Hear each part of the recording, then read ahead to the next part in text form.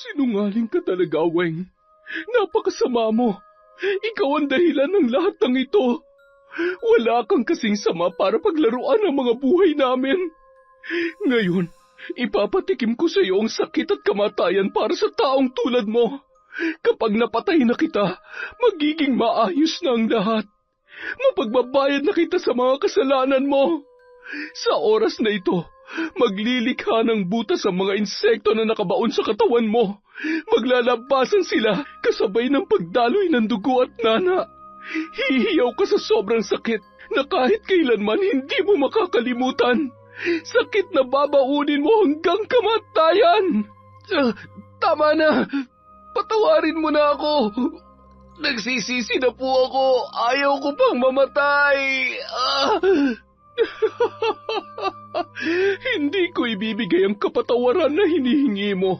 Magsasama kayo ng makasalanan mong ina sa impyerno. Sa pananakit at pagpapasakit mo sa mga anak ko, magdusa ka hanggang kamatayan. Hindi kita mapapatawad kailanman. Papatayin kita! Papatayin kita!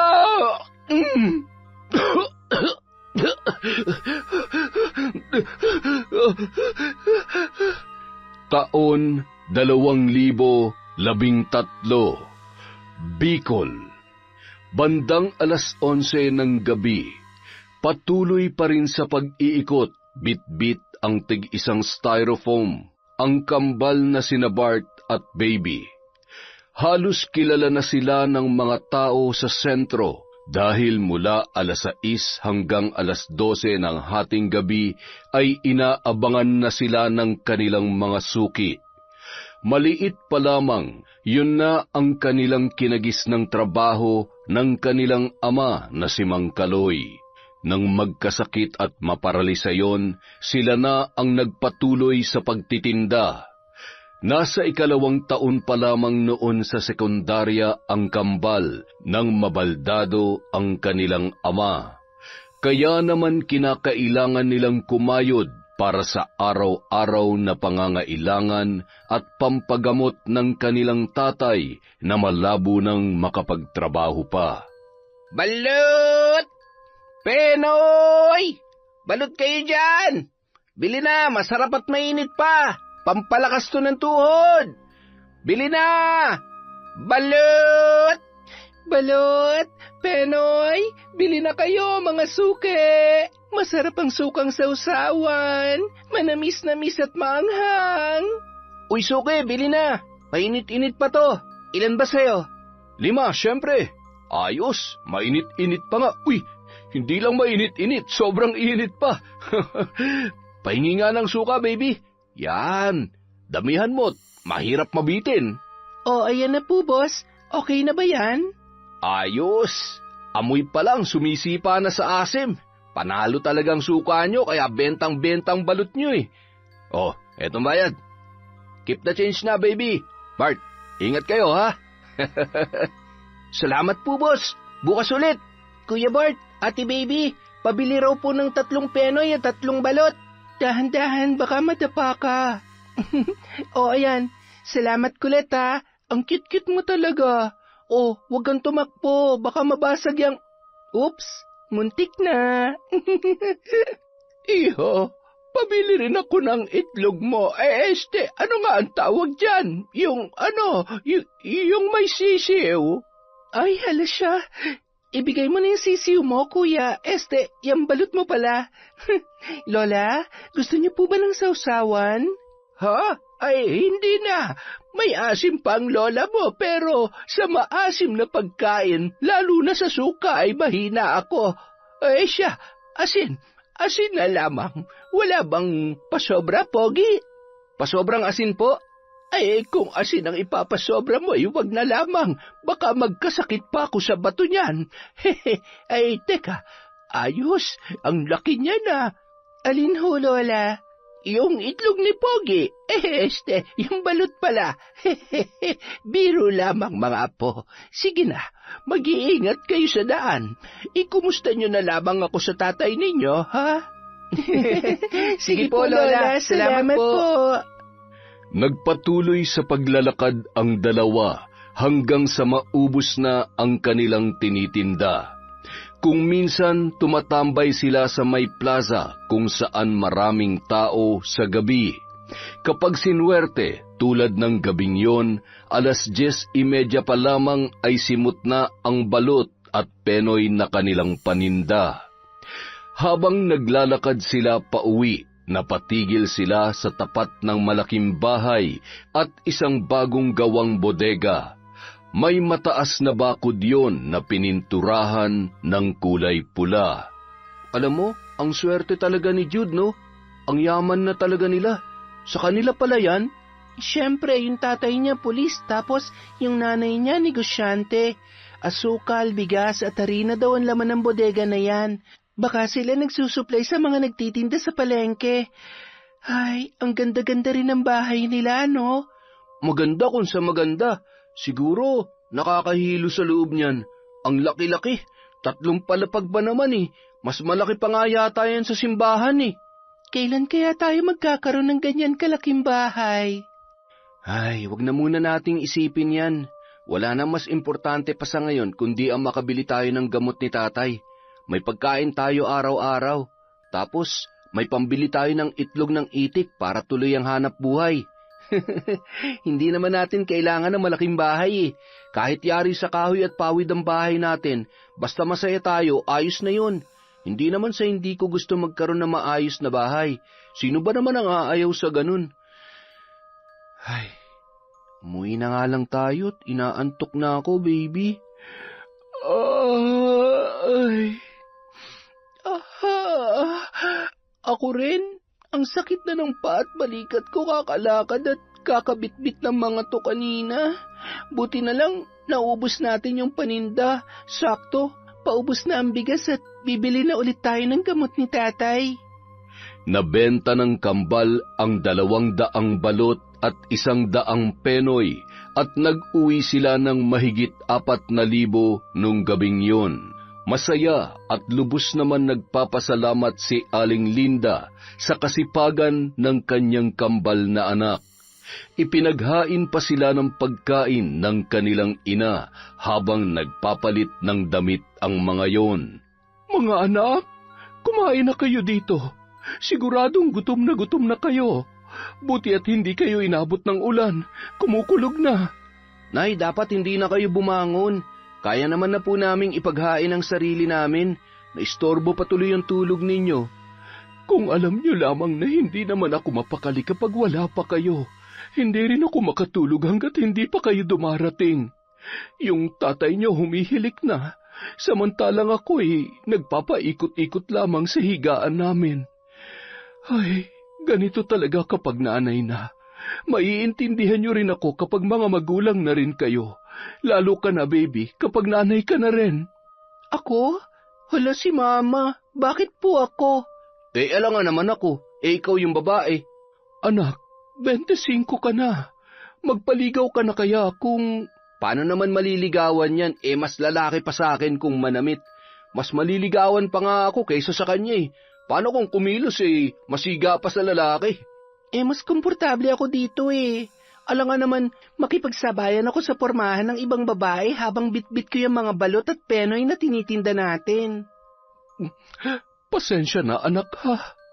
Pati tuloy normal na buhay ng kabataan ay hindi nyo na nararanasan dahil sa kinakailangan nyo na magtrabaho para sa pamilya natin. Mama, hindi ho ako nagrereklamo ha. Okay lang po yon. Naiintindihan naman po namin ang sitwasyon. Dapat nga ho, magpasalamat kami dahil hindi naman kami napariwara kahit hindi kami nakapagtapos ng pag-aaral. Marunong dumiskarte sa buhay. Kumikita kami ng marangal para sa pamilya natin, lalo na para sa gamot ni Papa. Hindi ba, Kuya? Oo nga po, Mama. Kaya wag na ho kayong malungkot at mag-alala para sa amin. Basta ayos lang po kayo ni Tatay, masaya na rin po kami. Ay, hindi ko alam kung paano magpapasalamat sa Diyos. Bukod sa lumaki kayo ng mabait ay wala akong masabi sa pagmamahal niyo sa amin ng papa niyo. Kayo talaga ang kayamanan namin mga anak ko. Payakap nga muna si Mama. Mahal na mahal namin kayo mga anak ha. Sige na, kumain na kayo. Sige na po Mama, Matulog na po kayo. Kami nang bahala magligpit nito pagkatapos namin kumain. Sigurado ba kayo? Oo naman po, Mama. Sige na po. Kailangan nyo rin magpahinga. At halata namang pagod at inaantok na rin po kayo. Mahal ko po kayo, Mama. Halos hindi na nag-iimikan ang dalawa habang kumakain. Bukod sa gutom ay bagsak na rin ang mga talukap ng kanilang mga mata dahil sa matinding antok at pagod. Bahagya pang nagpababa ng kinain ang mga yon bago tuluyang pumwesto sa kani-kanilang banig na higaan. Kinaumagahan, maaga pa lamang ay abala na sa pagwawalis si Aling Linda sa labas ng kanilang bahay. Nang unti-unti nang sumisikat ang araw ay inalalayan niya naman sa paglalakad palabas ang kanyang asawa na si Mang Kaloy. Nang mapaupo yun sa pahabang upuan sa labas ng kanilang bahay ay agad na dumungaw sa bintana sa kanilang sala. Mga anak, Bart, baby, bumangon na kayo dyan at tanghali na. Pumunta na kayo kina Tia Mer para hindi kayo abutin ng tanghali. Ay siya, gising ka na pala, baby. Gisingin mo na si Bart at tila naglalamyerda pa sa panaginip niya.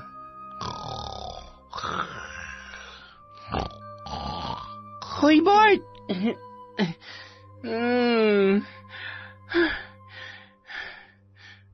Oh, ano nangyari sa'yo? Bakit parang takot na takot ka? Wala. Ang pangit ng panaginip ko eh. Hinahabol daw tayo ng mga pulis tapos maaabutan na tayo. Ay, akala ko totoo na. Masyado kang praning dyan. Bumangon ka na tanghali na tayo. Hindi tayo habulin ng pulis. Wala naman tayong ginagawang kasalanan eh. Tara na, siguradong hinihintay na tayo ni Lolo Oroy at ni Lola Mer. Nagmamadali ng mag-asikaso ang kambal. Matapos iligpit ang kanilang higaan, inihanda na ni Bart ang kanilang mga dadalhin na tray ng itlog ng itik habang nagtitimpla naman ng kape si Baby para sa kanilang dalawa. Matapos magkape ay nagmamadali ng umalis ang dalawa. Mama, Papa, alis na po kami. Ay, mag-iingat kayo mga anak. Opo, Papa. Salamat po. Ingat din po kayo sa paglalakad-lakad. Baka po mahilo at matumba kayo, ha? Mama, alis na po kami. Tara na, Bart. Lakad-takbo nilang tinahak ang pilapil ng palayan, papunta sa bahay na mag-asawang sina Lolo Oroy at Lola Mer. Malayo-layo pa sila ay pakinig na nila ang huni ng mga itik at ang pagtawag sa mga yon ng matandang lalaki. Abalang-abala ang mag-asawa sa pagpapatuka sa kanilang mga alaga ng mga tinadtad na gulay. Meron ding starter at grower feeds sa mga bagong alagang itik at layer feeds naman sa mga nangingitlog na. Napakarami ng mga yon at napakagandang pagmasdan kapag ipon-ipon at tila ba nag-aagawan sa kanilang pagkain. Pinapakawalan nila yon sa araw at bago sumapit ang gabi ay muling pinapapasok sa kulungan. Mayroong mga pugad na ginawa si Lolo Oroy, yari yun sa dayami at doon nangingitlog ang mga inahing itik. Gumagamit naman sila ng incubator para sa pagpapalimlim sa loob ng 16 hanggang 18 araw at hanggang sa maging balot na yon. Tek, yan! Magpakabusog kayo't mangitlog ng marami-marami. Sweetheart, nandyan na sina Bart at Baby. Yung mga itlog ay naihanda mo na ba? Ha? Ano? Hindi kita marinig. Anong sabi mo, sweetheart? Ay, lintik na binging to ah. Iitlogan ko to eh. Lumapit ka nga muna rito para maintindihan mo ko. Patay. Mukhang nireregla na naman itong misis ko ah. Nakakunot na naman ang noo. Ano na naman kaya nagawa kong kasalanan? Sandali lang! Lalapit na! Lalo! Naku po, itlog mo! Nakakagulat ka naman, bata ka! Ayan, Ginagawa mo kasing tubig ang kape. Puros ka nalang nerbiyos sa katawan. Mano po, Lolo. Mano po, Lola. Mano rin po. Ito po yung bayad, Lola. Padami po ng padami ang mga itik, ah. Mas maraming itik, mas maraming itlog, at syempre, mas maraming pera. Kumusta na pala ang tatay ninyo? Okay naman po siya. Ganun pa rin. Talaga pong hindi na siya makakalakad ng maayos katulad ng dati. Namimiss ko nga rin kakwentuhan si Papa eh. Hirap pa rin po kasi siya magsalita. Oo nga po, paisa-isa't nauutal pa rin po siya. Pero okay na po yun, basta wag lang siya mawawala sa amin.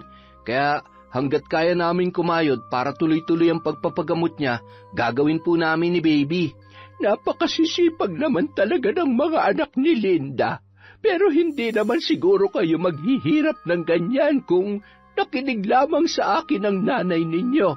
Ewan ko ba't, hindi man lamang niya inilaban ang nararapat sa inyo.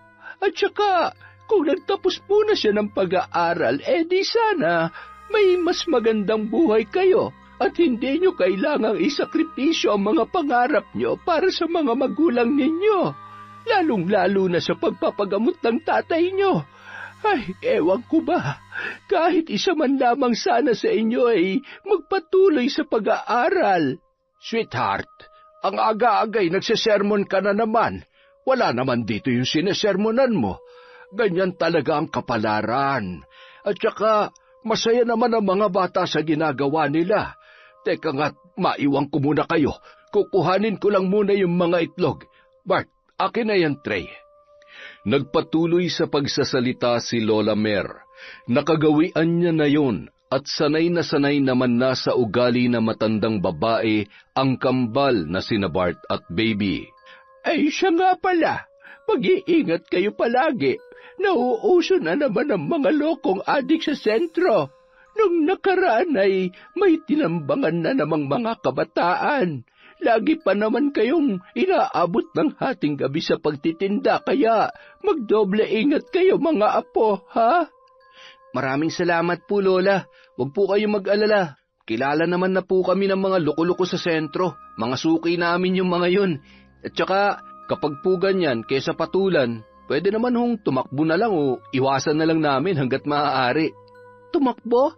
Bakit tatakbo kung pwede mo namang labanan? Nako, subukan lang nila, makakatikim sila sa akin. Pagbababatuhin ko sila ng balot at pagsasasabuyan ko ng sukang may sili ang mata nila, hindi ko sila aatrasan. Wag naman, malulugi tayo at saka baka kung ano pang gawin nila sa atin. Wala sa sarili yung mga ganong tao. Basta, balitaan niyo ako kapag may kumanti sa inyo at ako nang bahala. Siya nga pala. Ikumusta niyo na lang din ako sa mama niyo, ha? Sabihin niyo paminsan-minsan ay dumalaw naman siya dito. Nakalimutan niya na yata ako. Parang kailan lang mula nang mamatay ang nanay niya hindi siya mawalay sa akin. Nung nagkaasawa na wala na. Umikot na ang buhay niya sa pagpapamilya. Kaya kayo, bago kayo mag-asawa, siguraduhin ninyong... Ahoy! Tama na yung sermon, sweetheart! Aba, kunin nyo na ito mga apo at mabigat. Baka bumaba ang matris ko. Este ang itlog ko pala. Dumali na naman ang matandang ito. Siya, sige na mga apo. Sige po, Lola. Sa susunod na araw na lang po ulit tayo magkwentuhan, ha? Lolo Oroy, salamat po. Uuwi na po kami at marami pang aasikasuhin. Siya, sige. Mag-iingat kayo palagi. Hinay-hinay at baka mabasag ang mga itlog. Sayang yan. Tingnan mo mga batang yon. Tila walang kapaguran. Maswerte talagang mag-asawa sa kambal na yan. Kung pumayag lamang sila na pag-aralin natin, hindi sana sila habang buhay na magtitinda ng balot. Siya, ihanda na natin yung ibang mga order at kukunin na ang mga yan. Habang abala ang matandang mag-asawa, maingat naman naglalakad sa may pilapil ang kambal, bit-bit ang kanilang tig-5 tray ng balot. Nang makarating sila sa bahay ay bandang 9:00 na.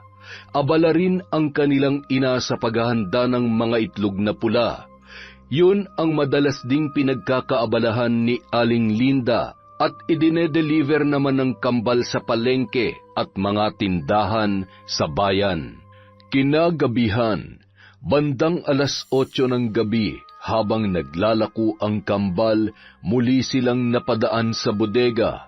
Nakabukas yun at nakatayo sa labas si Jude, ang nanay nito at ang kanilang tauhan na si Ben. Malayo-layo pa ay kinakawayan na sila habang nakangisi ang mga yon. Anak, parang nakita ko na sila dati. Tama! Hindi ba sila yung kambal na kaklase mo nung elementary?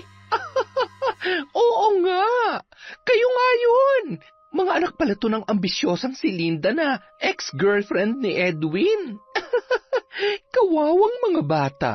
Hay, malas lang talaga ng nanay niyo dahil napasakin si Edwin at nararapat lang na hindi na siya nakabangon pa sa pagiging hampas lupa. Ano yung paninda niyo? Mami naman, hindi niyo pa ba sila kilala? Silang kilalang nagtitinda ng balot dito sa lugar natin. Amoy balot nga eh. Malansa. At saka yung suka. Ang asim. Bibili po ba kayo o mga aasar lang? Kasi sayang ang oras eh. Sayang po tong balot, baka lumamig lang. Ay, baby. Ang ganda-ganda mong babae. Ang sungit-sungit mo pa rin. Nagbibiro lang naman ako. Masyado ka namang seryoso eh. O siya, huwag ka na magalit. Bibili ako ng marami. Ben, bilangin mo kung ilang tao pa nasa loob ng bodega. Dalian mo para maubos na ang paninda ng mga kaibigan kong to. Ay, hindi ako kumakain ng ganyan, anak ha? Malansat, baka masira pang tiyan ko. Mahirap na. Ikaw ba? Sigurado ka bang kaya mo kumain ng... Ay, nakong bata ka, ikaw na ang may matibay na sikmura. Sige na, papasok na nga ako sa bahay at titingnan ko kung nakaluto na mga katulong natin. Napaka-arte. At saka napakamata pobre naman ang pamilyang to. Eh di kayo nang mayaman. Basta wag niyong ismuli ng balot namin. Ano, ilan bang bibilhin niyo para mabalot ko na? Sakto, mainit pa to. At syempre, walang kasing sarap ang suka namin. Boss, nandyan pa yung 5. Ayos, 5 plus... Sige, bigyan mo ako ng 14 piraso. Eto 500. Keep the change na. Sigurado ka, Jude? Masyado namang malaki to. Oo naman. Barya lang sa akin yan. Basta gabi-gabi mo kaming dadaanan, ha? Ang sipag nyo pala magkapatid. Ayos, ah. Ayaw nyo ba maghanap ng iba pang mapagkakakitaan? Lalo ka na, baby. Napapalaban yung braso mo sa bitbit mong... Ay, salamat na lang pero masaya naman kami sa pagbebenta ng balot. Malaki din naman ang kinikita namin dito. Tara na nga, Bart. Salamat, Jude. Sige, salamat din. Bukas ulit, ha? Kapag sarado ang gate, pakipindot na lang tong doorbell. Lagi naman ako nandito eh. At saka, bukas may o-offer ako sa inyo na mas magaan na trabaho. Malaking bagay din para mabagong takbo ng buhay ninyo. Gusto nyo bang habang buhay na lang na tindero ng balot? Basta pag-isipan nyo, kahit anong oras pwede kayong lumapit sa akin. Sige na, para maubos nyo na yan. Balik kayo bukas, mga ganitong oras din ha. Maghihintay ako. Sige, salamat ulit. Baby, halika na. Ayusin mo nga yung mukha mo at parang hindi na naman maipinta. Nakakabwisit lang kasi. Hindi magandang kutob ko sa Jude na yon. Hindi mo ba natatandaan kung ano-anong kalokohan ang pinag-aagawa niya sa atin noon? Paano kung... Baby naman, mga bata pa tayo noon. At saka sa estado ng buhay nila, mukha namang nagbago na siya. Hindi naman sa minamaliit niya tayo. Baka may mas maayos nga siyang trabaho na maibibigay sa atin. Tapos, mas malaki ang... O sige, sabihin na natin na kahit bayaran ka pa niya ng 1,000 sa isang araw bilang utusan niya o kung anuman, mas malaki pa rin ang kinikita sa pagtitinda. Tsaka, manhid ka ba, Bart? Alam mo, iba yung nagbibirusa ng iinsulto.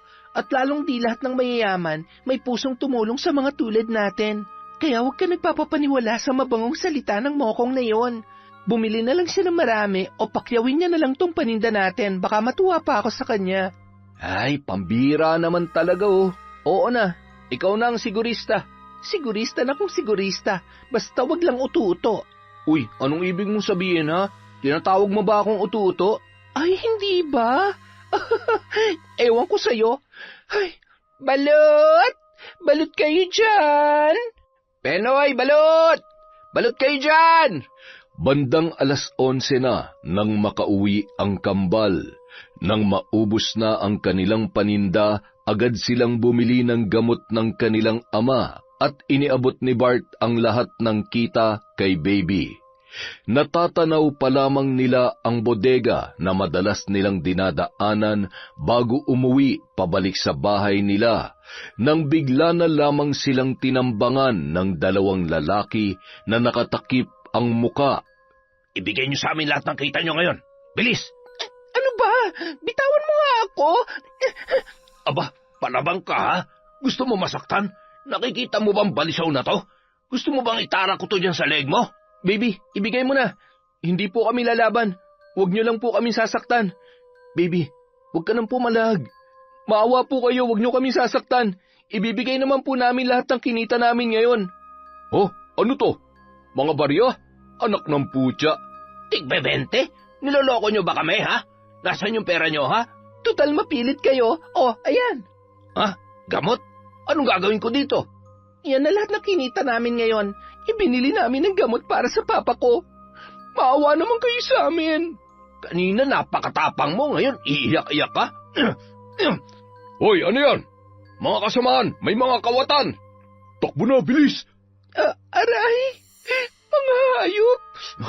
Ayos ka lang ba? Nasaktan ka ba, baby? Malamang hindi. Kita mo naman na ang lakas ng pagkakatulak sa akin ng lokong yon. Ayos lang ba kayo? Sige mga kasama, habulin niyo sila. Wala talagang kadala-dala ang mga adik dito sa atin. Ay, mga perwisyo. Salamat ho. Buti dumating kayo, kung hindi, baka kung ano pang nagawa nila sa amin. Eh siya, umuwi na kayo. Kami nang bahala mag-report sa barangay sa insidenteng ito. At kailangan nyo rin magpahinga. Hayaan nyo't mas lalo kami maghihigpit sa pagroronda para naman tumigil ng mga lukulukong walang magawang tama. Tumango lamang ang dalawa. Habang nakatingin naman si Bart, hawak ang gasgas na siko ng kanyang kambal. Sumunod naman na ang tanod sa direksyon kung saan pumunta ang kanyang mga kasamahan. Masakit ba? Pasensya ka na, hindi kita naprotektahan. Ay, huwag ka na ngang umiyak. Gasgas lang to. Malayo to sa bituka. Ang importante, hindi nila nakuha yung pera natin. Mukhang napilayan yata ang balakang ko. Dahan-dahan lang sa paglalakad. Makakarating din tayo sa bahay. Uy, siya nga pala. Paano hindi nila nakuha yung pera? 3,000 pa yun, di ba? Di nakatago sa bra ko. Malay ba naman nila na may pera ako dito? Ay, buti na lang talaga. Kung hindi, masasayang yung kita natin ngayong gabi at yung mga lokong yun pa makikinabang. Ang galing mo talaga, baby. Buti na lang. Sigurado mag-aalala si nanay kapag nalaman niyang... Yan din ang iniisip ko, kaya mas mabuti pang wag na lang tayo magpahalata. Ako nang bahala magpalusot. Samantala, nung mga oras na yon, hindi mapakali si Aling Linda. Palakad-lakad sa kanilang kwarto at pasilip-silip pa sa may bintana. Ay, nasaan na kaya ang mga batang yon? Masama talagang kutob ko. Baka kung ano na nangyari sa kanila. Ay, Diyos ko, huwag naman sana. Huwag niyo pong pababayaan ang mga anak ko. Matulog ka na. Uuwi rin ang mga yon. Sige na, mauna ka na matulog at hindi pa ako dinadalaw ng antok. Hihintayin ko lang munang makarating ang mga anak natin. At hindi pa yun nakontento. Lumabas pa sa bahay at sa kanilang tarangkahan. Diyos ko, bakit ba ganito ang pakiramdam ko? Nervyos ba to o napapraning lang ako? Ingatan niyo po sila at huwag niyong pababayaan. Ay, nariyan na sila. Salamat naman sa Diyos. Akala ko kung ano na nangyari sa mga batang ito. Habang kinikiskis ang kanyang mga palad, natanawan naman ni Bart at Baby yon, kaya naman mas binilisan pa nila ang paglalakad. Nang makarating ay agad silang sinalubong ng mahigpit na yakap ni Aling Linda. Nay, kanina pa po ba kayo dito sa labas? Okay lang po ba kayo? Si tatay ho. Ayos lamang kami. Sobra lamang ako nag-alala sa inyo. Hindi ko maintindihan kung bakit masama ang kutob ko. Hindi ko malaman ng dahilan. May nangyari ba sa inyo? Wala po. Ayos lamang po kami. Oy siya, sige na. Pumasok na tayo. Bakit? May masakit ba? Yan na nga bang sinasabi ko eh. Nabangga ba kayo? Napaaway? Hindi po. Yung kasi may asong nakawala sa kulungan. Alam niyo yung Parang nauulol na aso, Mama. Tapos, sa takot namin, tumakbo kami ng tumakbo. Kaya, ayan, nadapa ang baby nyo. Buti na lang, nakahanap kami ng kahoy na pamalo, Mama. Grabe, takot na takot talaga ako.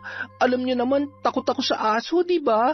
Hindi ko nga po alam kung bakit hinabol kami noon. Siguro, napagkamalan niyang buto-buto si Bart. Pasok na po tayo. Ano pong ulam? Grabe ka naman sa akin. Pero baka nga. Kayong dalawa ha? Huwag niyo akong pinaglololoko. Ay, siya, sige, pasok na. Paghahainan ko na kayo ng pagkain at gagamutin ko ang sugat mo, baby. Bart, ikaw, ayos ka lang ba? Opo, gutom lang po talaga ako, Mama, pero okay lang po ako. Walang gasgas at walang galos, hindi tulad nung isa dyan. Gusto mo ba? Pwede kitang tadyakan. Ay, tama na nga yan. Kayo talaga. Samantala, habang natutulog si Edwin ay tinititigan yon ng kanyang asawang si Weng. Buti na lang talaga pinanindigan mo ko. Dahil kung hindi, siguradong masaya pa rin kayo nagsasama ng babaeng yon. Ngayon, nakakaawa siya. Lalong-lalo na yung anak niyang kambal. Hindi man lang nakapag-aral. Ganun talaga ang buhay. Swerte-swerte lang at dahil malas siya at swerte ako. Higit sa lahat, di hamak na mas maganda ako sa kanya.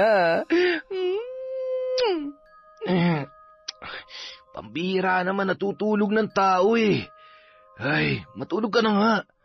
Maaga pang pasok ko bukas. Nang mga sumunod na gabi, lagi nang dinadaanan ng kambal ang bodega at naging regular na nilang customer ang mga tauhan doon. Hanggang sa nakapalagayang loob na nila ang mga yon. Maraming beses naman nilang tinanggihan ang inaalok na trabaho ni Jude sa kanila, lalo na't hindi naman naging malinaw kung anong klaseng trabaho ba talaga ang tinutukoy ng lalaki. Hanggang sa dumating sa punto na nangungutang na ang mga tauhan ni Jude at hindi naman nila matanggihan ang mga yon. Tanda mo ba kung ilan na ang utang nila? Oo naman, ako pa ba? Ay, mukhang iba ng pakiramdam ko sa pangungutang ng mga yon Bukas kapag hindi pa sila nag-abot ng bayad, wag na muna tayong magbibigay. Malaking halaga na rin yon. Oo nga eh, hindi bali. Bukas, daanan natin sila kapag pauwi na tayo. Alam mo, napansin ko lang, bakit kaya parang mga bangagang tauhan ni Jude? Ang pupula ng mata, singhot ng singhot at ewan ko ba? Hindi ko maipaliwanag yung amoy. Habang nag-uusap ang magkapatid ay nilapitan naman sila ng 2 pulis na nakasibilyan na nagmamanman sa labas ng naturang bodega. Meron pa ba? Opo, marami pa, boss. Ilan po ba? Pwede bang mamili? Sige po. Pili lang po. Huwag niyo lang pong halukayin. Pare-parehas lang naman po ang laki niyan. Ganun ba? Baka naman may itinatago kayo sa ilalim ng paninda nyo na ayaw nyo ipakita. Kung ako sa inyo, habang hindi pa huli ang lahat, tumigil na kayo sa mga kalokohan nyo. Ano daw? Anong problema ng mga yon? Ewan ko dun. Parang may hinahanap eh. Para namang may tinatago tayo dito. Anong akala nila sa atin? Nagtitinda ng ipinagbabawal na... Teka, tara na nga. Baka dahil sa kapapasok natin sa bodega na yan, mapagbintangan pa tayo. Iba rin talagang pakiramdam ko sa mga tao dyan eh. Tsaka, dyan mismo sa bodega. Mukhang maliban sa bigas, asukal at harina, may iba pa silang tinatago dyan. Ay, basta, kapag nasingil na natin ang mga yon, huwag na tayong babalik dyan. At agad nang naglakad papalayo ang magkapatid, samantala ang 2 pulis habang nasa malayo ay patuloy pa rin silang tinitingnan. Ano sa palagay mo? Hindi natin malalaman kung hindi natin mapapasok ang bodega na yan. Sa tingin ko, yung dalawa nagtitinda ng balot, bago sa kanila yon. Ay, mga tao nga naman. Akala siguro nila ikauunlad ng buhay nilang sideline nilang yan. Sinabi mo pa, masama ang kutob ko. Kabado yung babae kanina at nagalit pa nga nung hinalukay ko yung mga balot eh. Malamang, hinalukay mo ba naman na parang, ewan ko ba sa'yo, pasyado ka rin garapal eh. Parang yung pamilyang yan, napakayabang at naturing ang pulis ay siya pang pasimuno sa pagkakalat ng droga dito. Kapag nabuking natin ang hayop na yan, tanggal ang angas niyan at yaman-yamanan. Hindi naman sa pinepersonal natin siya. Ang totoong inaalala ko ay ang mga kabataan at mga inosenteng tao na nadadamay. Kapag nakatira ang mga yan kung ano-anong krimen ang naiisip, ultimo sarili nilang pamilya o kamag-anak kaya nilang saktan. Kaya samot-sari ang patayan at rape cases dahil sa mga adik na yan eh. Hanggat hindi nabubuwal ang ugat, hindi matatapos ang kalbaryo sa lugar na to. Kinabukasan, 5:00 na ng hapon, papaalis pa lamang ang magkapatid. Medyo masama kasi ang pakiramdam ni Baby, kaya hindi siya ganoon kabilis kumilos nung araw na yon. Sigurado ka bang kaya mo, anak? Matamlay ka at may sinat. Oo nga, Baby. Ako na lang muna magtitinda. Ay, kaya ko nga. Hindi pwedeng ikaw lang mag-isa. Hindi naman ako mapapanatag na habang nagpapahingat nakahilata dito ay nagpapakahirap ka sa pagtitinda. Baka mamaya habulin ka na naman ng mga aso. Ay, oo nga, yung mga aso. O siya, sige. Hindi na lang tayo gaano magbabahay-bahay ngayon. Doon na lang tayo tatambay sa may plaza para hindi ka gaano mapagod. O siya, sige na. Mag-iingat kayo. Bart, ang kapatid mo, ha? Huwag mo siyang pababayaan. Mama naman, mas alagain pa nga yan kaysa sa akin eh. Hindi ko lang talaga alam kung bakit biglang sumama ang pakiramdam ko ngayong araw. Halika na nga, Bart. Papa, aalis na po kami. Pasimpleng ngumiti at tumango-tango lamang si Mang Kaloy sa kanyang mga anak. Bumalik pa si Baby para yakapin ang kanyang ama. Pagkaalis ay dahan-dahan lamang naglakad ang dalawa at si Bart lamang ang sumisigaw. Doon nga sila dumiretso sa plaza at tuwang-tuwa naman ang dalawa dahil sobrang daming bumibili nung gabing yon. Aba, mukhang makakauwi agad tayo 10 piraso na lang to. Kumusta ang pakiramdam mo? Eto, medyo nilalamig at saka masakit ang lalamunan ko. Oh, dito ka lang muna. Bibilhan kita ng makakain at gamot para gumanda yung pakiramdam mo. Salamat, Bart. Nakangiti namang pinagmasdan ni Baby ang naglalakad na si Bart habang tumatawid sa may kalsada kung saan may malapit na butika at may mga nagtitinda ng iba't ibang pagkain. Parang piyesta lagi kapag gabi sa dami ng mga nakaparadang sasakyan at maraming mga palakad-lakad na tao. Pagkabalik noon ay may bitbit na yon na hamburger, tubig at ilang tableta ng gamot. Mabilisan namang kinain yun ni Baby bago uminom ng gamot. Nang lilima na lamang ang tirang balot ay naisipan na nilang umuwi at dumaan sa bodega para maningil. Dahil bahagyang nakabukas yon ay tumuloy na ang dalawa. Maraming mga bote ng alak ang nakatumba, ngunit wala doon si Jude, pati na rin ang kanyang mga tauhan. Nang marinig nila ang halakhakan mula sa isang silid na may mga nakatambak na bigas, ay dumiretso sila doon, sabay na patras nang madatnan nila ang ginagawa ng mga yon. May mga humihit-hit at meron ding abala sa pagpapakete ng ipinagbabawal na gamot. Anak ng... Anong ginagawa nyo dito, ha? Alam nyo bang trespassing kayo? Ay, pasensya na. Hindi naman namin alam na... At saka, nakabukas kasi yung gate. Maniningil sana kami, pero sige na, alis na kami. At saan kayo pupunta, ha? Anong gagawin niyo sa amin, ha? Bitawan niyo kami. Huwag kayong mag-alala. Wala namang mangyayaring masama sa inyo, eh. Basta hindi nyo ikakanta tong nakita nyo. At syempre, hindi na siguro kayo hindi kung meron akong iuutos sa inyo. Sa bagay, pwede naman, basta sorry na lang, baka hindi na kayo makitang buhay pa ng mga magulang ninyo. Kawawa naman sila. Mga hayop kayo! Ang sasama ng mga ugali nyo! Demonyo kayo! Patayin nyo na lamang kami kasi idamay nyo kami sa kalukuhan ninyo! Demonyo raw tayo, boss. Pakitaan mo nga yan ang sungay mo. Hindi mo ako kailangang utusan. Kayang-kaya ko tong palaban na babaeng to. Isara mo yung gate at baka malintikan pa tayo dito. Bilisan mo. Sige, boss. Kalma ka lang. Ano ngang sabi mo? Ano ako? Ang sabi ko, demonyo kayo! Masasama kayong tao! Ganon. Maawa kayo! Bitiwan niyo ako! Baby! Jude, parang maawa mo na! Habang nagkakagulo, ay sunod-sunod na putok ng baril ang kanilang narinig. Pulis! May mga pulis! Buisit! Itago niyo mga yan! Bilis! Diyos ko po! Baby, okay ka lang? Makakalis tayo dito. Anong makakaalis, ha? Damay-damay na to. Magsasama-sama tayo sa kulungan. Walang kikilos. Taas ang mga kamay. Ops! Huwag kang tatakbo kung hindi babariling kita. Ayon sa Republic Act 9165, inaaresto kita sa kasong paglabag sa batas laban sa ipinagbabawal na droga. May karapatan kang manahimik at kumuha ng abogado. Ano mang sabihin ninyo, maaaring gamitin laban sa inyo sa korte. Wala po kaming kasalanan ng kapatid ko. Maawa po kayo. May sakit po ang kapatid ko. Manahimik ka. Hulihin lahat ng yan. Sa presinto na kayo magpaliwanag. 11:00 ng gabi nang makatanggap ng tawag si Aling Linda mula sa presinto. Ano?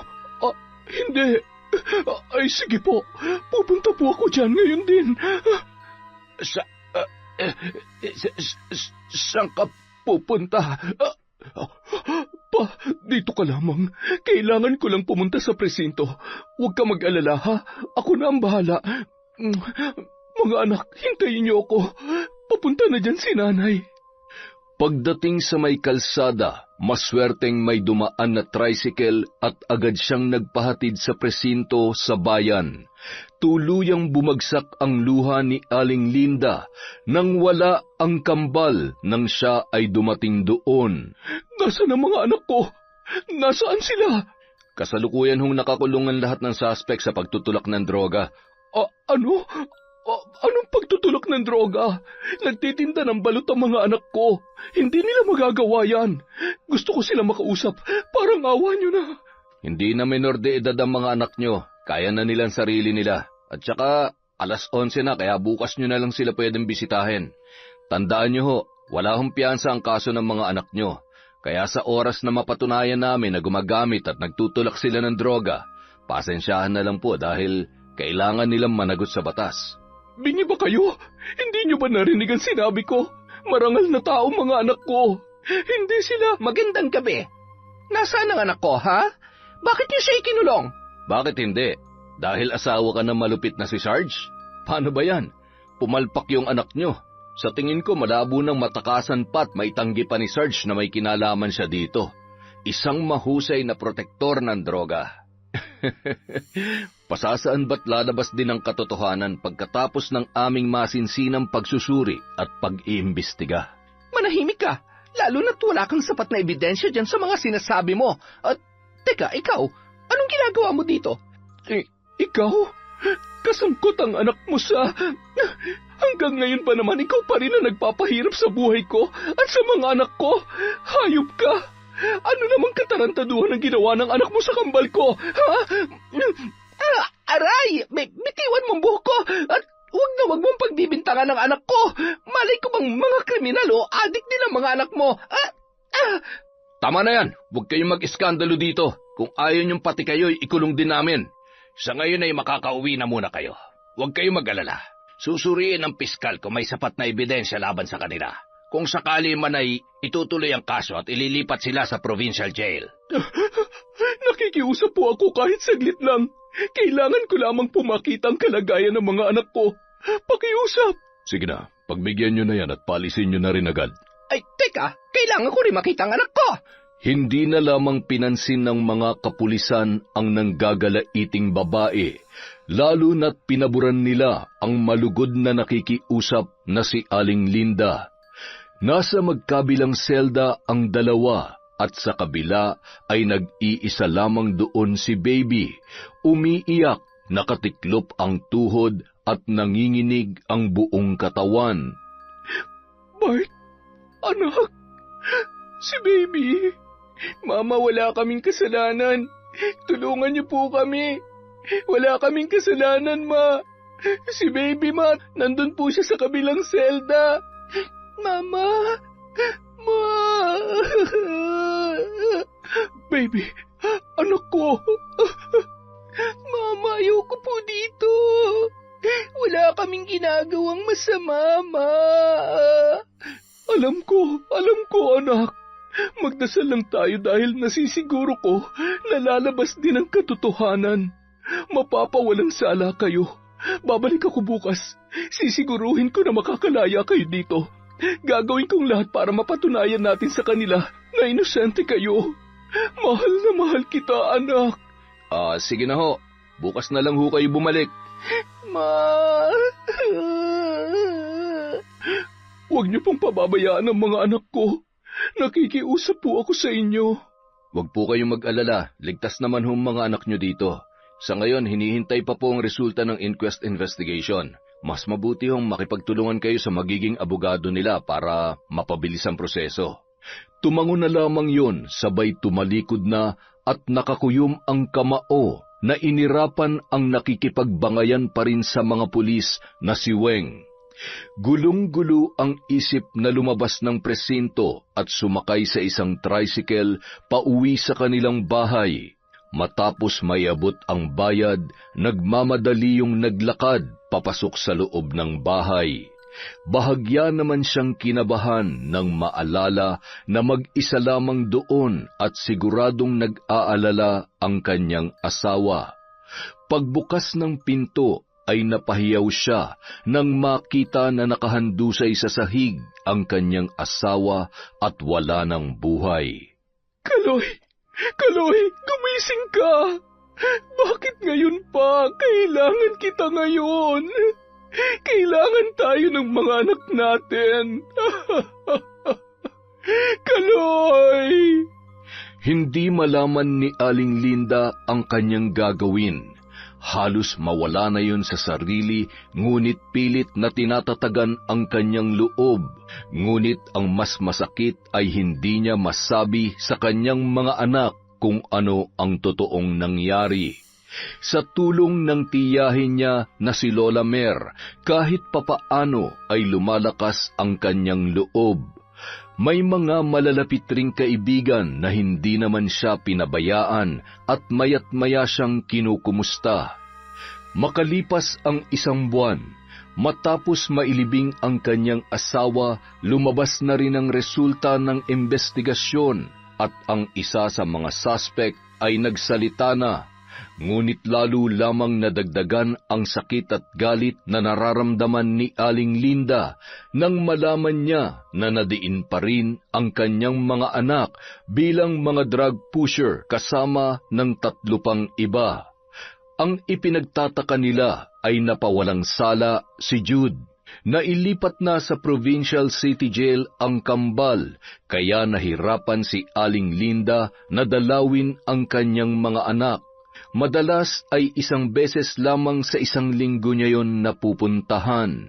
Hindi na talaga patas ang batas. Paanong mga inosente ang nakakulong at ang dapat managot ay napawalang sala? Siguradong nagawa ng paraan ng hayop na nanay nun. O baka mismo si Edwin din ang may kagagawan. Bakit hindi mo subukang kausapin si Edwin? Tiya, mas gugustuhin ko pang mamalimos kesa lumapit at humingi ng tulong sa lalaking yon. Ipinangako ko sa aking sarili na mula ng talikuran niya ako noon dahil sa haliparot niyang asawa, hinding-hindi na ako magpapakita pa sa kanya. Ay, isa lamang ang paraan para makabawi tayo sa kagaspangan ng ugali ng babaeng yon. Naaalala mo pa ba yung aklat ng karunungan at gamit na inihabilin sa akin ng nanay mo? Yun ang susi para maparusahan ang mga taong katulad nila. Parang dinudurog ang puso ko kapag naiisip ko ang hirap na pinagdaraanan ng mga apo ko dahil sa kanilang kagagawan. Kaya ay paubaya mo sa akin ang pagkakataong ito. Ako na ang bahala. Alam mo naman na mahal kita, Linda. Hindi man ako nagluwal sa'yo, pero taus-puso ang aking pagmamahal. Samantala, masayang-masaya namang nag-uusap ang mag-inang sina Weng at Jude. Anong ginawa mo, Mami? Paano inako lahat ng... Importante pa ba yun? Anak, wala nang imposible basta may pera. Kaya ngayon malaya ka na, mag-iingat ka. Wala namang masama sa negosyo na meron tayo, basta wag na wag ka magpapahuli. Isa pa, pangalan at posisyon ng tatay mo nakataya dito. Ay, sigurado malilintigan ka na naman sa daddy mo. Ay, lagi namang galit sa akin yun eh. Para sa kanya naman, wala na akong ginawang tama. Ay, sige na anak, pumasok ka na sa kwarto mo at nandyan na yata ang sasakyan niya. Agad namang ginawa ni Jude ang sinabi ng kanyang ina at maya-maya ay pumasok na rin si Edwin. Nasaan yung magaling mong anak? Dad, ano ka ba naman? Hindi titinuy ang anak mo hanggat hindi ka tumitigil sa pagiging konsentidor. Alam mo bang pinag-iinitan ako ng mga kasamaan ko dahil sa lintik na anak mong yan? Matagal kong pinagtrabahuan ang posisyon ko tapos sisirain lang niya? Ay, buwisit. Kapag naulit pa to, sisiguruhin ko sa'yo mabubulok na yan sa kulungan. Sobra ka naman. Kung makapagsalita ka, para namang... Ano? Parang hindi ko siya anak? Bakit? Anak ko nga ba siya? O bakit natahimik ka? Natatakot ka na marinig niya ang totoo? Dad, sandali! Dad! Lintik ka! Tama lang na nakulong ang mga anak ng babaeng hanggang ngayon. Siya pa rin ang dahilan kung bakit hindi mo ako magawang mahalin. Pati na rin ang anak ko. Dapat lang na magdusa sila sa kulungan. Samantala, habang sinisindihan ni Lola Mer ang kandila, ay marahan namang tinititigan ni Linda ang mukha ni Weng sa isang larawan na dati niyang matalik na kaibigan. Ginupit niya yon at nanginginig ang kamay na iniabot sa kanyang tiyahin. Sigurado po ba kayo? Paano kung maulit lang ho ang mga nangyari noon? Tiya, hindi ko po kakayanin kung pati wag mo akong alalahanin. Mapagtatagumpayan ko ito. Isa pa, matanda naman ako. Lagi mong tatandaan na wala akong hindi kayang gawin para sa iyo at sa mga anak mo.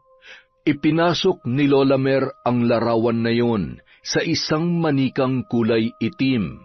Sabay inusal ang mga kakaibang salita habang mahigpit na nakahawak sa manika at dinidiinan ang mga karayom na nakatusok sa iba't ibang parte ng katawan noon.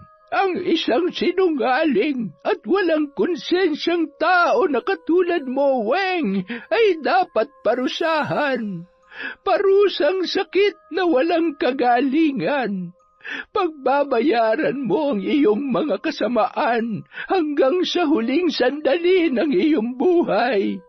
Hanggang sa unti-unti mong maalala ang sakit na idinulot mo sa aking pinakamamahal na pamangkin at mga apo. Ang karayom na ito ay simbolo ng dusa't kamatayan mo.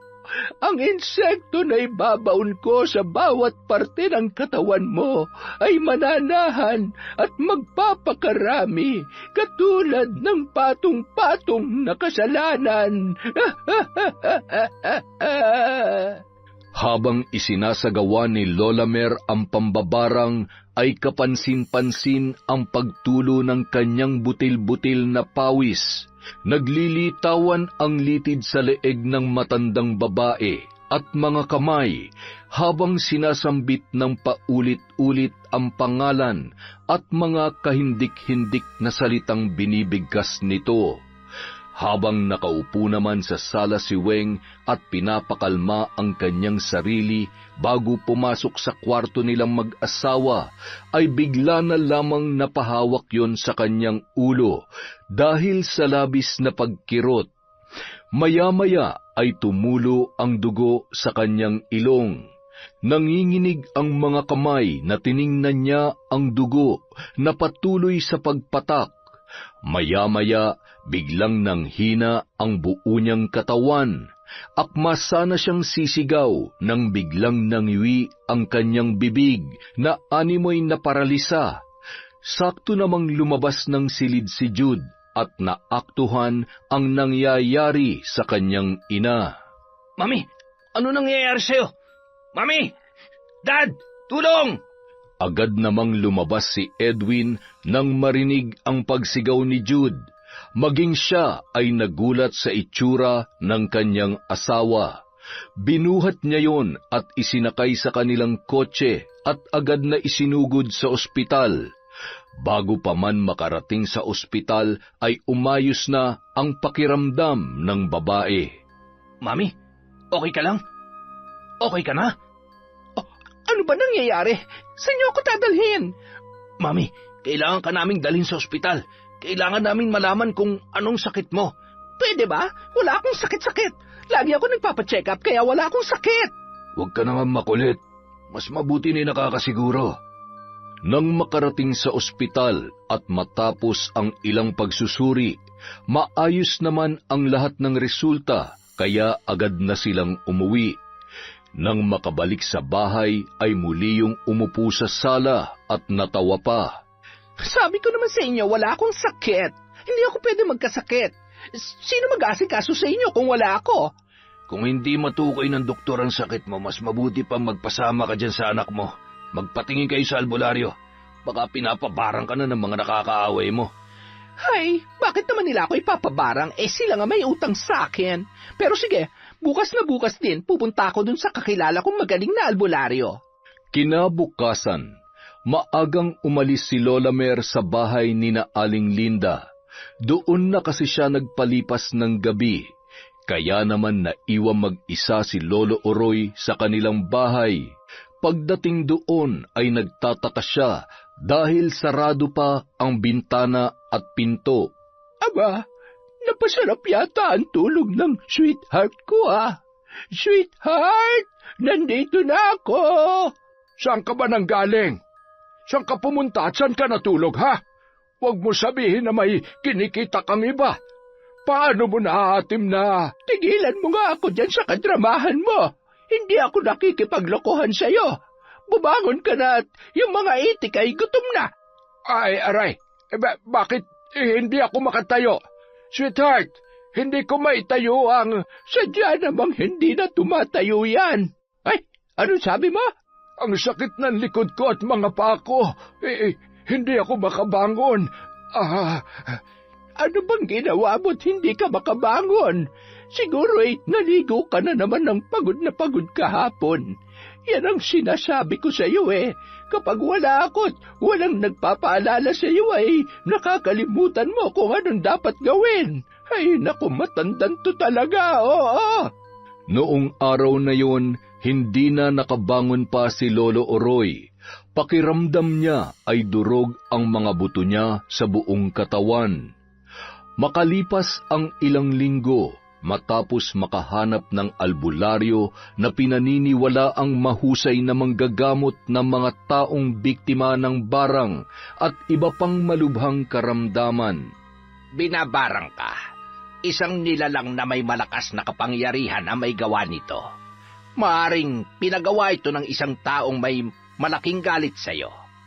Galit na ugat ng isang katakot-takot na paghihiganti. May ideya ka ba kung sino may gawa sa iyo nito? Tumango-tango lamang ang babae, sabay tinitigan ang kanyang anak na nagtataka sa kung anong nangyayari sa kanyang ina, lalo na't nakita niya ang pamamaga ng katawan nung oras na yon. Ang sakit! Hindi ko na kaya. Mapapatay ko may gawa nito sa akin. Makikita niya, magbabayad siya. Tutulungan kitang maibsan ang sakit na nararamdaman mo sa abot ng aking makakaya. Pero ikaw makakagawa ng paraan para tigilan ka ng mambabarang. Magpakumbaba ka at humingi na lamang ng kapatawaran. Ako?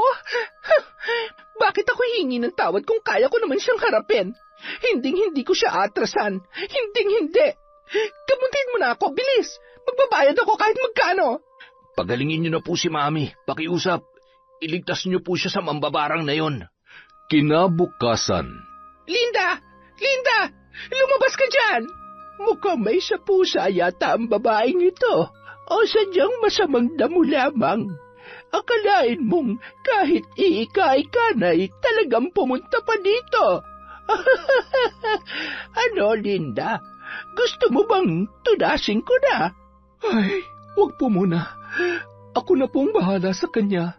Lumabas ka dyan kung hindi pa uulanan ko ng balang bahay mo. Hayop ka? Mambabarang?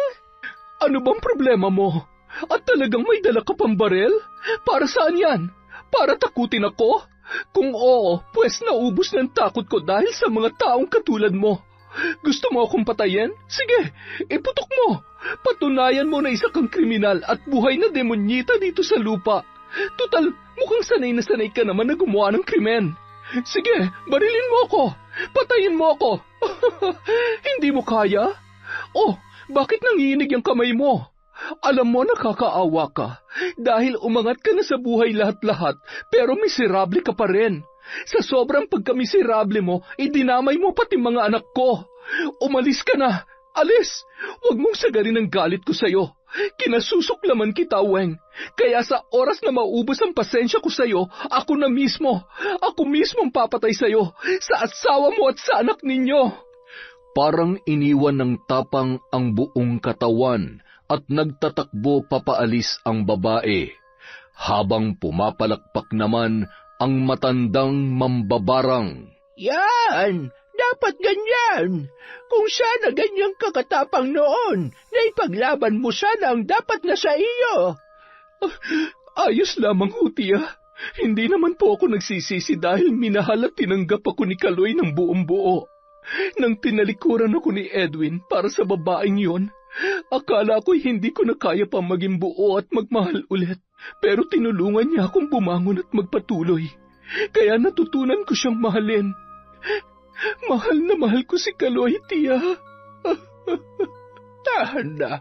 Kaunting panahon na lamang. Nararamdaman ko na ayon din sa iyo ang pagkakataon. Magkakasama pa rin kayo ng mga anak mo. Nandito lamang ako palagi. Samantala, nang makauwi sa bahay si Weng, ay nadatnan niya sa sala si Edwin na nagtataka kung saan siya nanggaling. Saan ka ba nanggaling at bakit ganyan ang itsura mo? Lumalala na nga sakit mo, nagagawa mo pang gumala. Bakit ba kasi ayaw mo magpatingin sa doktor? Hindi ko kailangan ng doktor. Binarang ako ng hayop na Linda na yon. Siyang dahilan kung bakit nangyayari sa akin to. Si Linda? Paano mo naman nasabing siya? Dahil anak niya yung kambal na nakulong kasabay ng anak natin. Ano? Anak niya yung kambal na kasabay nung dinampot si Jude? Aba, malay ko ba naman kung kasamahan o kaibigan pala sila ni Jude? At saka, pwede ba? Ang concern ko dito, pinababarang ako ng babaeng yon. Hindi yung problema sa anak niya. Ano naman kung nasa kulungan pa rin ang mga anak niya? Alam mo, kahit kailan talaga, napakasama ng babaeng yon. Kaya hindi ko maintindihan kung paano mo nagustuhan at minahal yon. Edwin? Nasaan na yon? Ay, Edwin, saan ka pupunta? Tatakbo pa sana ang babae para habulin ang kanyang asawa nang bigla yung nalumpo at hindi na nagawa pang bumangon sa sobrang pananakit ng kanyang mga buto sa buong katawan. Agad na pinuntahan ni Edwin ang isa sa dati nilang kaibigan ni Linda na natitiyak niya na nakakaalam kung saan niya makikita ang babae. Mula kasi na maghiwalay sila ay hindi na nagkaroon pa ng pagkakataon na magkita ang dalawa dahil ibinuhos niya ang lahat ng kanyang panahon sa pagtatrabaho.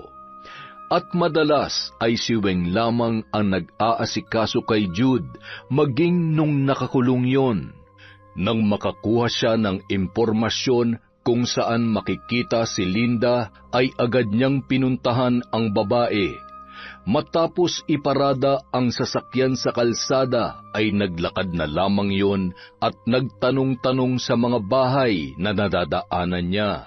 Kaalis lamang noon ni Lola Mer para asikasuhin naman ang kanyang asawa na hindi pa rin gumagaling sa sakit nito. Tao po! Tao po! Sino yan? Edwin? Anong ginagawa mo dito?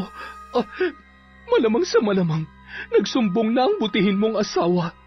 Alam ko naman kahit baliko ay kakampihan mo pa rin siya. Sa kanya ka lamang nakikinig, di ba? Kaya lahat ng kasinungalingan ng babaeng yun. Bitiwan mo ko. Sige, saktan mo ko. Kahit ilang sampal tatanggapin ko. Pero gusto kong sagutin mo ang tanong ko. Linda, nagkaanak ba tayo? Ako ba ang tatay ng kambal mo? Ano bang pinagsasasabi mo? Wala tayong anak. Umalis ka na. Narinig mo ako? Umalis ka na. Sabihin mo sa akin ang totoo. Gagawin ko ang lahat para mapalaya sila at mapawalang sala sila sa kasong yun. Mapawalang sala? Matapos bayaran ng asawa mong tumistigo para idiin ang mga anak ko? Inosenteng mga anak ko, hindi mo alam? Alam ko nagsasayang lamang ako ng oras sa'yo, kaya buti pa umalis ka na. Umalis ka na, sabi. Wala kang kwenta. Wala kang kwentang ama. Wala kang kwentang tao. Patawarin mo ko. Patawad sa lahat, Linda. Nagpatalo ako sa galit at kasinungalingan ni Weng. Huli na malaman ko na hindi pala akong tatay ng anak niya. Hindi naman madali. Katulad mo, galit na galit din ako sa sarili ko. Hindi ko hihilingin pa mapatawad mo ko pero sisiguruhin ko na gagawin kong lahat para makalaya sila. Habang humahagulgol papaalis si Edwin, lalo lamang nagsusumiklab ang galit ni Linda at sa pagkakataong yun, wala siyang ibang gustong mangyari kundi ang patayin ang asawa ni Edwin. Sa ilang linggong pagsasanay at panonood sa kanyang tiyahin ay sinubukan niyang mag-isang gawin ang ritual ng pambabarang. Nanginginig ang kanyang kamay sa galit at sakit na matagal niya na sanang ibinaon sa limot. Sinungaling ka talaga, Weng. Napakasama mo. Ikaw ang dahilan ng lahat ng ito. Wala kang kasing sama para paglaruan ang buhay namin. Ngayon ipapatikim ko sa iyo ang sakit at kamatayan para sa taong tulad mo. Kapag napatay na kita, magiging maayos ng lahat. Mapagbabayad na kita sa mga kasalanan mo. Sa oras na ito ay maglilikha ng butas sa mga insektong nakabaon sa katawan mo. Maglalabasan sila, kasabay ng pagdaloy ng dugo at nana. Hihiyaw ka sa sobrang sakit na kahit kailan ay hindi mo makakalimutan. Sakit na babaunin mo hanggang kamatayan. Nang madatnan ni Edwin ang kanyang asawa ay wala na yung buhay. Naliligo sa sariling dugo at nana. Ni hindi nila yun malapitan dahil sa labis na pandidiri. Nagtatakbo sa takot si Jude at pumasok sa kanyang kwarto nang makita ang kalagayan ng kanyang ina. Lalo na nang makita ang mga uod at iba't ibang insekto na lumalabas sa mga butas noon. Nagmistulang matanda ang muka, nakadilat ang mata at nakabuka ang bibig at nakalabas din ang dila. Dahil sa karumal-dumal na itsura noon ay agad rin yung ipinalibing. Naroon ang takot ni Edwin na baka sa mga susunod na araw ay danasin niya rin ang pinagdaanan ni Weng kung totoo man na si Linda nga ang taong nagpabarang sa kanyang sinungaling na asawa. Kung sakali man, tatanggapin ko. Pero bago man lamang ako mawala ay may tama ko man lamang ang pagkakamali ko. Alam ng Diyos kung gaano kita kamahal. Hindi naman nawala yung pagmamahal ko sa iyo. Noong mga panahon na naghiwalay tayo, sobrang sakit. Habang ikinakasal ako kay Weng para akong pinapatay. Durog na durog ako na yung babaeng pinangarap ko ay ang babaeng kinamumuhian ko ng mga oras na yon. Ang tanga-tanga ko. Ang tanga-tanga ko para maniwala kay Weng.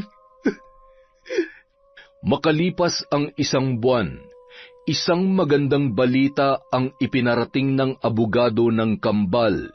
Yun ay ang pagpapawalang sala at ang nalalapit na paglaya ng mga yon dahil sa pagsuko at pag-amin ni Jude sa mga pulis. Salamat at pinakinggan mo ako, anak. Tatanawin ko tong malaking utang na loob sa'yo. Hindi po, Dad. Kung meron man dapat magpasalamat, ako yun. Kahit alam ninyong hindi nyo ako anak, alam ko po na mahal nyo ako at kahit anong mangyari, hindi man ako ang tatay mo, anak pa rin kita. Sana gumaling pa po ako. Sana itigil na po na mambabarang ang pagpapahirap sa akin. Kahit wala po akong karapatang magreklamo dahil lahat ng to ay kasalanan ko naman talaga. Natatakot po ako. Ayaw ko pong matulad kay Mami. Samantala, masaya namang nag-aabang si Aling Linda para sa pag-uwi sa bahay ng kanyang kambal. Yun kasi ang nakatakdang araw ng paglaya ng dalawa. Walang mapaglagyan ng tuwa nang matanaw niya ang kanyang mga anak na naglalakad. Mga anak ko! Mama, miss na po namin kayo. Ay, teka, ano po nangyari sa paa nyo? Hindi po kayo nakakalakad? Ano po ba nangyari? Huwag niyo kong alalahanin. Gagaling din ako, mga anak. Mama, si Papa po, nasa kwarto po ba? Sandali lang po, Mama. Pupuntahan lang po namin si Papa. Papa, nasan po si Papa, Mama? Patawarin niyo ako, mga anak. Bakit po kayo umiiyak? Ano po ba nangyayari? Wala na ang papakaloy ninyo. Patay na siya. Inatake siya sa puso nung gabing nakulong kayo. Hindi ko masabi sa inyo sa tuwing dadalaw ako dahil hindi ko alam kung paano ko sasabihin. Hindi po totoo yan. Buhay pa si Papa. Hindi siya pwede mamatay. Nandito na kami, oh. Magtatrabaho na ulit kami para may pambili siya ng gamot. Tama na, Bart. Wala na tayo magagawa pa. Hindi ko man maintindihan kung bakit nangyayari sa atin ang lahat ng ito. Kailangan pa rin natin magpasalamat sa Diyos. Mama, sorry kung naiwan ka mag-isa dito. Pangako, simula ngayon hindi na tayo magkakahiwalay. Hindi ka na namin iiwan. Hindi ko na rin hahayaang pang mapahamak kayo, mga anak. Kinagabihan, maagang nakatulog ang magkapatid nang dumating si Lola Mer. Salamat naman sa Diyos at nandito na sila. Ano na ang plano mo ngayon? Tatapusin kong sinimulan ko. Kailangan kong mapatay ang anak nila. Siguradong kahit anong mangyari, gagawa pa rin yun ng paraan para masaktan ang mga anak ko. At hindi ko nahahayaan pa mangyari yun. Kailangan na nila magsama ng nanay niya sa impyerno. Linda, nandito na ang mga anak mo. Kung gusto mo ng payapang buhay at makasama pa sila, tama na. Itigil mo na ang lahat ng ito. Tingnan mo nga yung paa mo. Gusto mo bang lumala pa ang parusang balik ng mga ginagawa mo? Paano kung alam ko ang ginagawa ko, tiya, at tanggap ko po ang magiging kabayaran ng lahat ng ito? Isa pa, alam kong hindi na rin naman ako makakalakad, kaya siguradong magiging pabigat lang ako sa buhay nila. Marami na kaming ninakaw na oras ni Kaloy sa mga anak namin. Marami na silang sakripisyo na pinagdaanan dahil sa pagmamahal nila sa amin ng papa nila. Gusto kong maranasan man lamang nila ang buhay na nararapat para sa kanila. Pinapaalalahanan lamang kita. Pag-isipan mo ng mabuti. Alam mo kung anong magpapasaya sa mga anak mo. Kapag nawala ka pa sa buhay nila, magiging masaya ba sila? Piliin mo kung anong tama at nararapat. Patawarin mo ko Kung alam ko lamang na aabot sa ganito, ay hindi na sana kita hinikayat pa. Gusto kitang tulungan, alam mo yan. Kaya lamang ay hindi ako nagbabayad sa parusang balik ng pambabarang ko. Hindi ko naman kakayanin kung mamamatay ang tiyo mo. Siya lang ang buhay at kaligayahan ko. Wala ho kayong dapat ihingi ng tawad.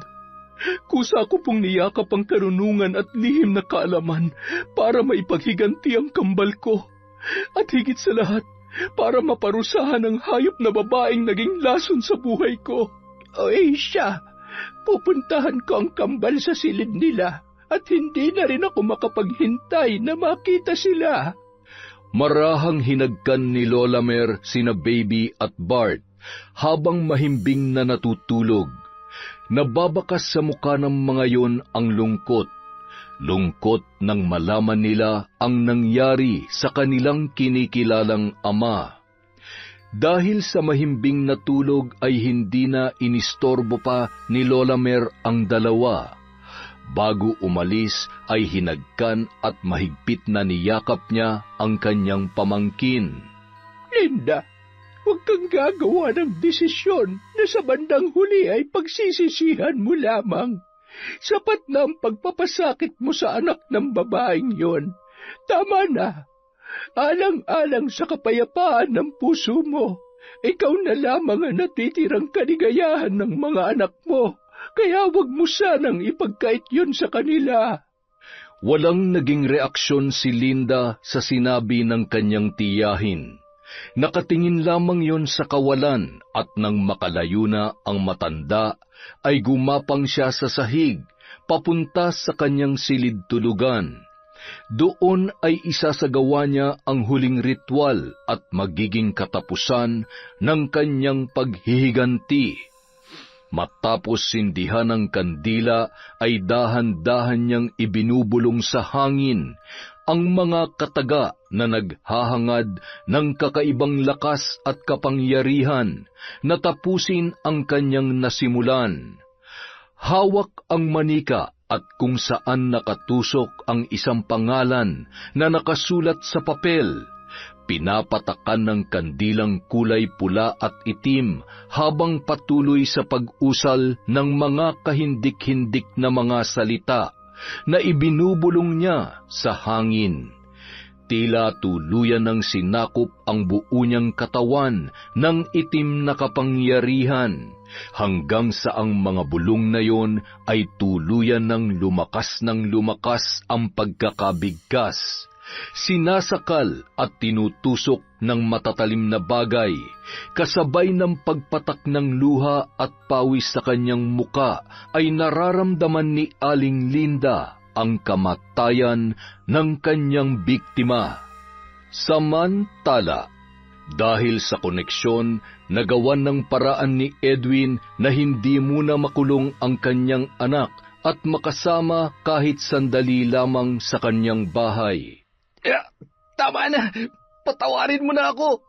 Nagsisisi na po ako! Ayaw ko pang mamatay! Hindi ko ibibigay ang kapatawaran na hinihingi mo. Magsasama kayo ng makasalanan mong ina sa impyerno. Sa pananakit at pagpapasakit mo sa mga anak ko, magdusa ka hanggang kamatayan. Hindi kita mapapatawad kailanman. Papatayin kita! Papatayin kita!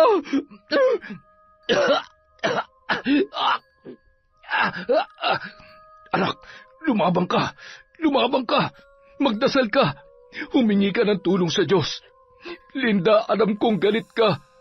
Pero alam ko na may natitira pang awa sa puso mo. Tama na! Patawarin mo ng anak ko.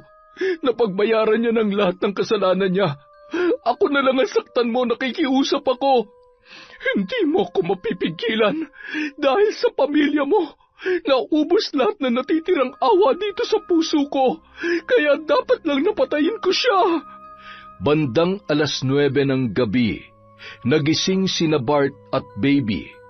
Agad silang napabalikwas nang marinig nila ang boses ng kanilang ina. Hindi sila makapaniwala sa kanilang nakita. Ang mga kandila at gamit na nasa harapan ng kanilang ina ay hindi pamilyar, ngunit lubos nilang naiintindihan ang lahat ng yun dahil sa kwento ni Lola Mer noong sila ay mga bata pa. Mama, anong ginagawa mo? Bitiwan mo ko! Papatayin ko siya! Papatayin ko siya! Mama, makinig ka sa amin. Tama na po. Nawala na si tatay. Ang dami na nating pinagdaanan. Pakiusap, tama na. Patawarin niyo ako. Patawarin niyo ako, mga anak. Mama, oo, nagkasala si Jude, pero itinama niya na po ang lahat. Siya po ang dahilan kung bakit nakalaya kami. Kaya tama na po. Huwag na po kayong maghiganti. Alam niyo naman po may kapalit ang bawat kasamaan, hindi ba? Anong silbi ng paghihiganti kung maging pati kayo o isa naman sa amin ang magbabayad kapag pinatayin niyo siya? Nagpadala ako sa galit at pag-aalala sa inyo. Nakalimot ako sa kung ano ang tama at kung ano ang dapat. Naiintindihan po namin kayo, Mama. Alam namin kung gaano niyo kami kamahal, pero hindi po sapat na dahilan yon para gumawa tayo ng sobra-sobrang kaparusahan sa mga taong nagkakasala sa atin. Isa sa mga araw na ito, pagbabayaran niya rin ang lahat sa kulungan. Sapat na po yon, Mama. Kailangan natin magpatawad para magpatuloy sa buhay ng payapa. Makalipas ang 1 buwan, muling nanumbalik ang lakas ni Aling Linda mula nung talikuran niya ang paggamit ng itim na kapangyarihan. Masaya silang nagsalo-salo habang ipinagdiriwang ang kaarawan nito. Nandoon ang mag-asawang sina Lolo Oroy at Lola Mer na noon ay sumasayaw pa habang sinasabayan ang tugtog ng musika. Buti na lamang at gumaling pa ako.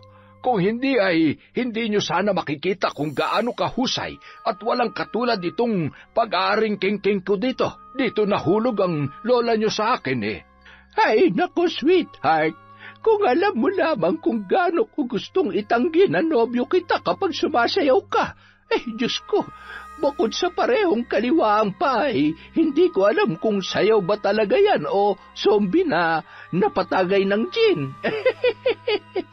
Pambihira ka naman, sweetheart. Tumanda na tayo't lahat-lahat akala ko naman ay kinikilig ka kapag sumasayaw ako. Ay, maghiwalay na kaya tayo. Abat lokong tuwa. Pagpasalamat ka na lang at pinagtiyagaan pa kita. Teka, may bisita ka yata, Linda. Magandang hapon po. Tuloy ka, Edwin. Anak, patayin mo nga muna ang tugtugat para makapagpahinga ang lolo ninyo. Ano ang ginagawa mo dito? Bakit ho kayo may dalang bulaklak? Sino pong liligawan ninyo? Mama, nagpapaligaw po ba kayo? Ex-boyfriend yan na mama ninyo. Wala namang masama ngayong pareho na silang balo. Tiyan naman, mga anak. Siya ang tunay ninyong ama. Ha? Nagbibiro ba kayo, Mama? Paano namin naging tatay yan? Tsaka, paanong si Tatay Kaloy ang... Mahabang kwento, anak. Hayaan nyo't iisa-isahin ko sa inyo. Dahil malaya na ako sa lungkot at sakit, kaya ko nang ikwento at sabihin sa inyo ang lahat. Alam kong marami akong pagkakamali at pagkukulang sa inyo. Pero sana hindi pa huli ang lahat para mabuo ulit tayo bilang isang pamilya. Marami na nagbago sa paglipas ng panahon, Edwin. Hahayaan kita maging ama sa mga anak mo, pero hanggang doon na lamang yon. Dahil kahit wala na si Kaloy, siya pa rin ang habang buhay na magmamay-ari ng puso ko. Mahal ko siya, at mahal na mahal niya ako kahit nung panahon na tinalikuran ako ng lahat. Kahit nung mga panahon na nakalimutan kong mahalin ang aking sarili.